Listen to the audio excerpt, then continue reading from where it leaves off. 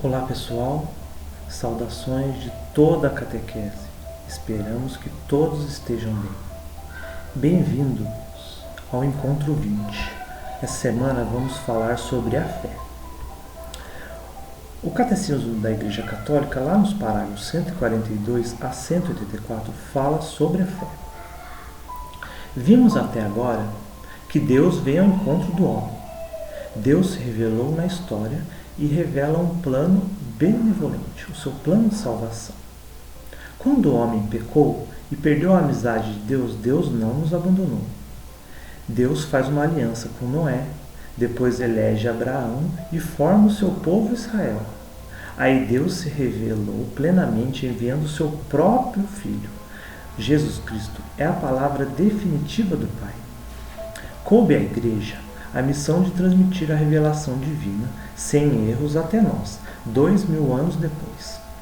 Então, Deus se revelou ao homem e a resposta do homem a Deus é uma resposta de fé. A resposta do homem a Deus. Deus se manifestou a nós de muitas maneiras. Se vemos a beleza da criatura, conseguimos ver a beleza do Criador. E se olharmos para dentro de nós, vemos a nossa grandeza também. A nossa inteligência, nossa capacidade de amar, de cantar, de sorrir. E nisso também vemos a presença de Deus. Além disso, Deus se revela pela Sagrada Escritura, pela tradição e tudo que a Igreja nos ensina. Por isso, então o homem dá a sua resposta a Deus. E a resposta do homem a Deus é esta: eu creio. É a obediência da fé, que significa submeter-se livremente à palavra de Deus ouvida, visto que a sua verdade é garantida pelo próprio Deus, a própria verdade. Modelo desta obediência. Abraão é um modelo. Abraão, pai de todos os crentes, como é chamado. Desta obediência, Abraão foi o modelo mais importante no Antigo Testamento. Foi pela fé. Ao ser chamado por Deus, Abraão obedeceu a ordem de partir para uma terra desconhecida. Está lá em Hebreus 11:8. Também foi pela fé que a Sara recebeu a graça de conceber o filho da promessa, Sara que já era idosa. Também pela fé Abraão ofereceu o seu único filho em sacrifício. Maria, bem-aventurada a que acreditou. No Novo Testamento, a Virgem Maria é quem realiza da maneira mais perfeita a obediência da fé. A bem-aventurada Virgem Maria é aquela que acreditou e entregou a sua vida a Deus na fé, dando o seu assentimento. Faça em mim segundo a tua palavra. Está lá em Lucas 1:38. E ela não perguntou para Deus mais nada, deixou que Deus cumprisse nela a sua santa vontade. E foi por causa desta fé que todas as gerações a proclamaram bem-aventurada. Também muitos homens foram homens de fé. Por exemplo, o grande apóstolo São Paulo. Ele dizia: sei em quem pus a minha confiança. 2 Timóteo 11:12. Em Deus, São Paulo pôs a sua fé. Por isso, ele seguia com muita alegria e muita convicção. Crer somente em Deus. A fé é primeiro uma adesão pessoal do homem a Deus e aceitação livre a toda a verdade que ele revelou. A fé cristã é diferente da fé em uma pessoa humana. É justo e bom entregar-se totalmente a Deus e crer incondicionalmente no que ele diz. Seria vão e falso por tal fé em uma criatura. É preciso, então, crer no Pai Todo-Poderoso, crer em Jesus Cristo, o Filho bendito de Deus, e crer no Espírito Santo, que é aquele que foi enviado para guiar a Igreja, para que ensine a Igreja e para que a Igreja cumpra o seu papel neste mundo. Por isso a Igreja não cessa de confessar a sua fé em um só Deus, que é Pai, Filho e Espírito Santo. Então, o que significa essa fé? Então, fé é acreditar em Deus que se revela. Mas o catecismo também diz que a fé é uma graça. O catecismo também revela que a fé é uma graça e por isso nós precisamos pedir essa graça a Deus.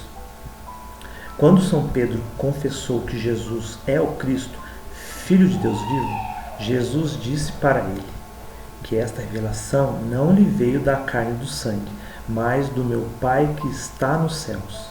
Mateus 16, 17. Então o Pai revelou a Pedro que Jesus era o verdadeiro Filho de Deus. A fé, em primeiro lugar, é uma graça, é um dom de Deus, é uma virtude sobrenatural infundida por Deus. Por isso temos que pedir sempre mais fé. Mas também a fé é um ato humano. Mas a fé também é um ato humano. Crer só é possível pela graça e pelos auxílios do Espírito Santo. Mas também é necessário um ato autenticamente humano. Ou seja, crer nas verdades reveladas por Deus não contraria nem a nossa liberdade, nem a nossa inteligência, nem a nossa vontade. Então, nós podemos acreditar com a nossa inteligência e com a nossa vontade. A fé e a inteligência. A inteligência humana e a vontade humana cooperam com a graça de Deus. A graça é oferecida a nós, mas essa graça deve ser correspondida com a nossa inteligência, a nossa liberdade e a nossa vontade. Crer é um ato da inteligência que concorda com uma verdade divina, uma verdade revelada a nós, usando da vontade movida por Deus através da sua graça. Ou seja, é a graça de Deus que move a nossa inteligência e move também a nossa vontade para que creamos.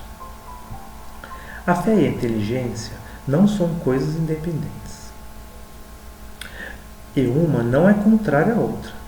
A fé e a razão caminham juntas. O mesmo Deus que nos deu a inteligência nos deu também a fé.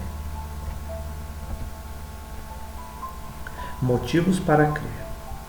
O motivo de crer não é o fato de que as verdades reveladas aparecerem como verdadeiras e inteligíveis à luz da nossa razão. Cremos por causa da autoridade de Deus, que se revela e que não pode nem se enganar, nem nos enganar. Então, é claro que muitas coisas que Deus revela não compreendemos. Por exemplo, o mistério da Santíssima Trindade é algo que não podemos compreender. Se compreendêssemos Deus, ele não seria o Deus verdadeiro, porque o Deus verdadeiro não cabe na nossa cabeça. Ele é infinito, então temos que acreditar nesse Deus sem compreender tudo. Mesmo nesta vida nós não compreendemos tudo. Não compreendemos a distância perfeita da Terra em relação ao Sol. Também o cérebro humano é para os cientistas ainda um grande mistério. Imagina querer compreender o Criador de todas as coisas. É a inteligência que gerou toda a inteligência, compreender a beleza que gerou toda a beleza, compreender a ordem que gerou toda a ordem. É impossível para nós. Por isso Santo Agostinho dizia: Deus não é para ser compreendido, Deus é para ser adorado. E dizia ainda: se o compreendesses, ele não seria Deus. A fé é certa. A fé é certa, mais certa que qualquer conhecimento humano, porque se funda na própria palavra de Deus, que não pode mentir para nós. A fé é mais verdadeira que a própria ciência, porque a ciência é humana e pode se enganar, mas a palavra de Deus não pode nos enganar. A fé também procura compreender. É característico da fé aquele que acredita desejar conhecer melhor aquele em quem pôs a sua fé e compreender melhor o que esse Deus nos revelou. Um conhecimento mais profundo despertará em nós, por sua vez, maior fé, sempre mais ardente de amor. Por isso, a Igreja estuda. A Igreja é a instituição do mundo que mais estudou até hoje e continua estudando. As grandes universidades do mundo nasceram pelas mãos da Igreja. Por exemplo, a Universidade de Sorbonne, na França. O seu nome é um tributo ao padre Robert Sorbonne, capelão, ou seja, padre do rei Luís IX. e fundador da escola. Outras universidades pelo mundo foram fundadas pela Igreja. Por exemplo, a Universidade de Oxford, na Inglaterra, a Universidade de Cambridge, também na Inglaterra, a Universidade de Coimbra, em Portugal, a Universidade de Valladolid, na Espanha, a Universidade de Bolonha, na Itália, e muitas outras. Todas as grandes universidades foram fundadas pela Igreja. A Igreja crê e tem fé, mas também quer entender as verdades da fé, assim como nós, que temos que estudar. E então a Igreja usa a ciência, a filosofia, as línguas antigas, a arqueologia, a paleontologia e tudo para ajudar a fé. Como dizia Santo Agostinho, eu creio para compreender e compreendo para melhor crer. A liberdade da fé. A fé é livre, ninguém é obrigado a crer. Para que o ato de fé seja um ato humano, o homem deve responder a Deus crendo de uma maneira livre, usando da sua inteligência e da sua vontade. Ninguém deve ser forçado contra a sua vontade a abraçar a fé. Cristo convidou a fé e a conversão. Ele quer ser amado, mas amado livremente. A necessidade da fé. A fé é necessária para a nossa salvação. Jesus deixou isso muito bem claro. Quem crer e for batizado será salvo. Quem crer, quem acreditar em Deus, quem tiver fé e também for batizado, ou seja, entrar na igreja, esse será salvo, porque a nossa salvação vem pela igreja. Os antigos chamavam a igreja de a Arca de Noé, não porque nos salva das águas do dilúvio, mas porque ela nos salva do dilúvio do pecado. Os santos padres diziam: a salvação está na igreja. A perseverança na fé. Mas é preciso perseverar na fé. A fé é um dom gratuito de Deus, mas podemos perder a nossa fé se a gente não cuidar dela. É a fé como uma plantinha. É preciso todos os dias regar, colocar o adubo, deixar o sol bater, para que a planta possa crescer saudável. A fé também é assim. O adubo, a água, o sol da fé é a oração, é a meditação da palavra de Deus, é a conversão e também a vivência dos sacramentos. Não podemos ter uma fé fraca, não podemos cair na tibieza, ou seja, uma semana vai à missa, na outra não vai. Se escandaliza porque viu alguém dentro da igreja fazendo alguma coisa errada. E só porque uma pessoa ali dentro ou um padre errou, agora quer abandonar a igreja. Não podemos fazer isso. A fé também é única. Para ter fé, e a fé não ser imperfeita, é preciso fazer um ato de fé único. Isso significa crer em tudo que crê e ensina a Santa Igreja Católica. Não podemos fazer uma seleção da fé, não podemos acreditar somente no que nos convém, mas precisamos estar dispostos a mudar a nossa opinião diante de uma verdade de fé ensinada pela Igreja. A fé é começo de vida eterna. A fé nos faz degustar como por antecipação a alegria e a luz da visão que nós vamos ter de Deus na eternidade. São Paulo diz: veremos então Deus face a face. 1 Coríntios 13:13.